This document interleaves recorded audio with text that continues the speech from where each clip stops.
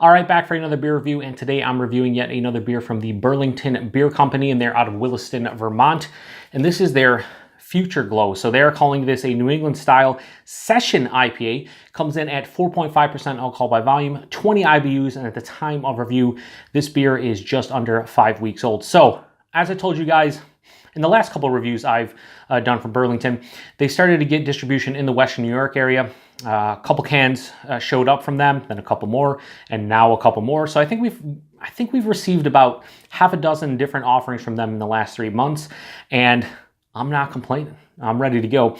So a Session IPA is not my ideal style to be drinking right now in the middle of winter. Well, I guess it's technically late fall when I'm reviewing this, but at the same time, I haven't had too many New England style Session IPAs. The thing is with Session IPAs, they're very hit or miss for me. When they're done extremely well, I love them, and when they're not a fan. Very angry.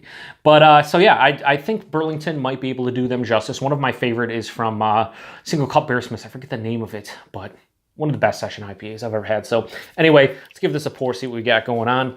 The only thing I will say is I think the price point on this was over $4 a can. And I mean, 4.5% Session IPA, that's expensive.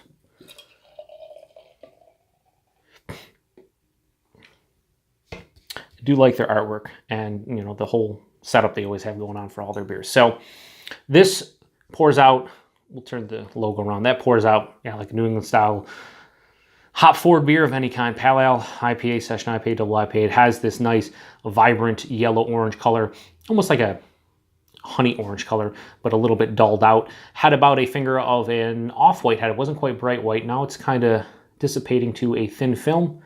Plays the role. Let's get a nose. I don't know what hops they're using, but right from the get-go,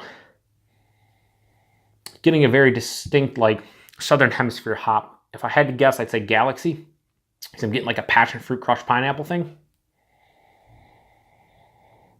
Could be Nelson Sauvin, almost a white grape or like a lychee too. Yeah, I don't know what's in here, but I'm going to have to say Southern Hemisphere hops based on what I'm smelling. Maybe some mango.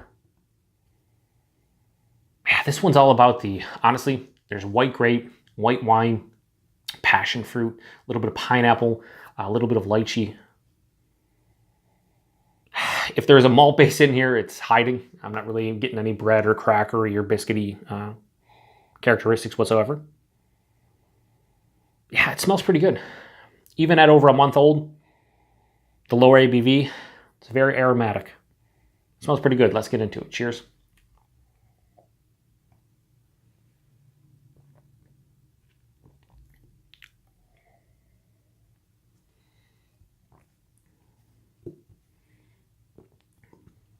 Yeah, it's tasty. First off, there's a nice bittering aspect to this one. Finish is semi-dry with a decent bitterness there. So right from the get-go, you're wanting probably a Session IPA to have a balance between the sweetness and the bitterness so you could drink more of it and it just doesn't become overly sweet or even too bitter. And I think they've kind of nailed that in respects to the balance of this beer. The body, it's not watery at 4.5%, so it's like lower side of medium body, maybe approaching medium. Nah, probably lower side of medium body, so it's appropriate, very nicely done. The mouthfeel, a little bit more carbonated than I would like from a New England style Session IPA. If this was just a regular Session IPA, I'd say okay, because it's moderately carbonated and kind of just fits the role of a Session IPA, but I would like to see a little more softness and maybe I don't even want to say like a creaminess, but just a little bit more soft and smooth. It's not that it's harsh or anything. It's a New England style Session IPA, and it's not drinking like one from a mouthfeel aspect. But the flavors do kind of translate, but they're all kind of dialed back, and they're dialed back, and it's kind of subdued. You're getting nuances of as Paul over at PA Brew News would like to say, this beer isn't very bombastic. It's not in your face. It's not blowing me away in any way whatsoever. But there is that nice, I'd say, more passion fruit and white grape character, a little bit of lychee. Passion fruit really didn't translate over. There is this herbaceousness here too, that's almost like a herbaceous earthiness, more so than anything.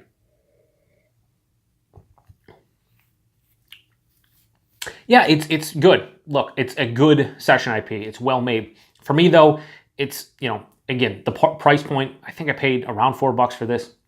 You're probably, looking at a $14 to $16 4-pack, and it just doesn't have enough intensity to the flavor profile that would bring me back to drink this one over and over again. Hence the whole reason for a session IPA is to, session it and be able to drink a 4-pack. I don't think I'd want to pay 14 to 16 bucks for this. It's not a bad beer in the least. It's just not something that I'd probably go back to. That said, it's a pretty good beer. So I'll give it an appropriate rating because it's well made. It's pretty tasty. It's just not worth the money, and Burlington makes way better beer. So as far as the Future Glow goes from Burlington, I'm going to give it a solid 3.75 out of 5. Nothing wrong with it. If you're a fan of session IPAs, I'd say try it out, especially if you like the New England style. It does have a nice juicy profile to it, but keep in mind that the body for me isn't as soft and luscious, so to speak, as I would want.